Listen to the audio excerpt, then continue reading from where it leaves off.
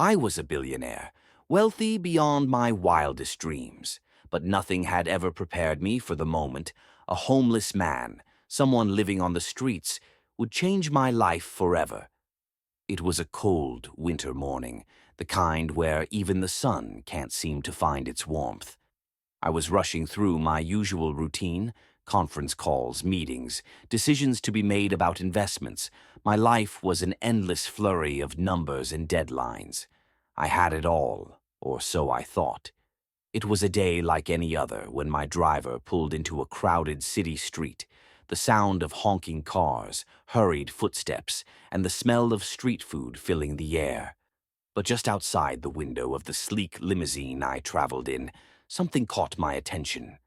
An old man, hunched over in a worn-out coat and ragged shoes, stood with a cardboard sign that read, "We'll work for food." His face was weathered by the years, with deep lines carved by both time and hardship. But it was his eyes that drew me in, clear and bright, like they had once seen a different world, a world far better than the one he now inhabited. For a split second, I felt something stir in me, a strange discomfort. Was it pity? Guilt? I wasn't sure, but the moment passed quickly, and I turned my attention back to the task at hand.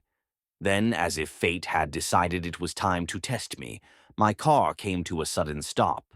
My driver, flustered and muttering under his breath, jumped out to inspect the situation. "Flat tire," he called out. I rolled my eyes in frustration. I was already running late, and now this. "Can you get it fixed fast?" I asked, checking the time on my wrist. "I'll try, sir," he replied, glancing at the tire. Sighing, I stepped out of the car and looked around. There was a cafe across the street, its warm lights glowing invitingly. I decided to head over there while I waited for the driver to sort out the tire. I could have waited in the car, but something pushed me in that direction. Maybe it was the cold, or maybe it was the pull of a moment I didn't know would change me forever. As I walked past the homeless man, I noticed he wasn't alone. He had a small cart filled with belongings, a blanket, a few bags of food, a half-empty bottle of water. He looked up at me as I passed by, his gaze steady but not pleading. I paused for a moment, unsure of what to do. I was about to walk away when he spoke. "You know," he said, his voice raspy but calm, "I once was just like you." I stopped in my tracks, looking at him. "What do you mean?" He smiled, though it was a sad smile, a knowing one. "I had it all: money, power, status. I was a successful businessman, just like you. But I lost everything in a single day.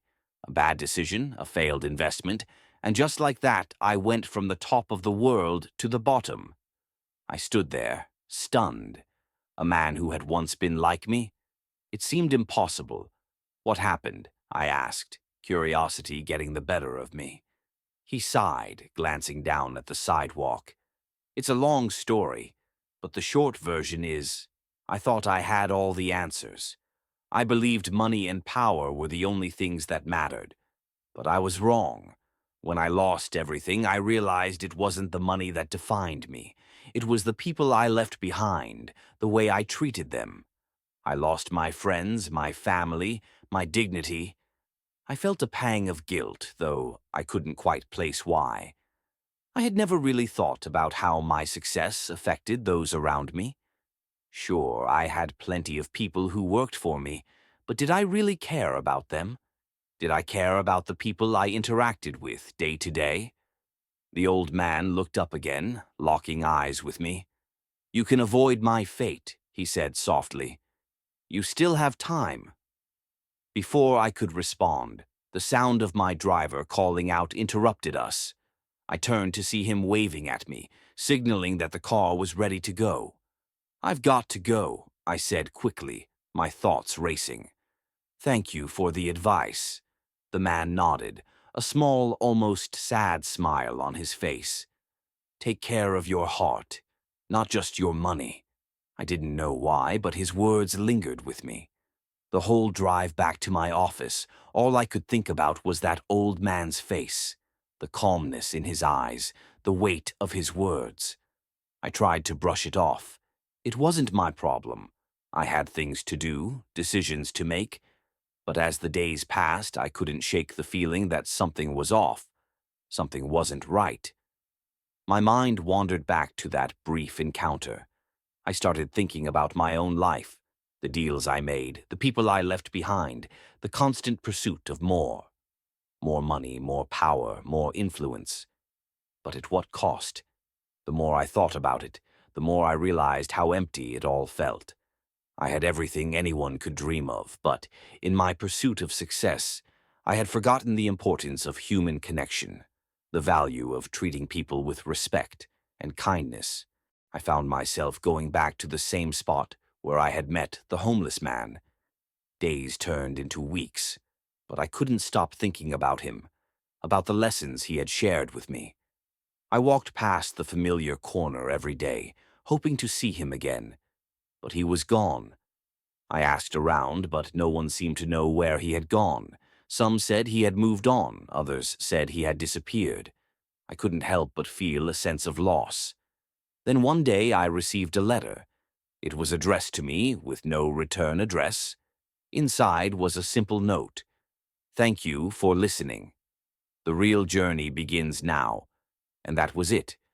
But something about it hit me hard. The realization that this man, someone I had brushed off as just a homeless person, had more wisdom and insight than I could ever hope to achieve. I decided to make a change in my life. I started focusing less on business deals and more on building meaningful relationships. I began volunteering at local shelters, helping people who were struggling like the old man had been. I didn't just donate money. I spent time listening to their stories, learning from them. As I gave more of myself to others, I began to realize the truth. Money and power were fleeting, but kindness, humility, and genuine connections with others, those were the things that truly mattered. And though I never saw the old man again, his words stayed with me, guiding my decisions, shaping the way I lived. In the end, it wasn't the business empire I had built that defined me, but the lives I touched along the way. That homeless man changed my life, not by offering me money or power, but by showing me the one thing I had overlooked all along, the importance of human connection. It was a lesson I would carry with me for the rest of my life.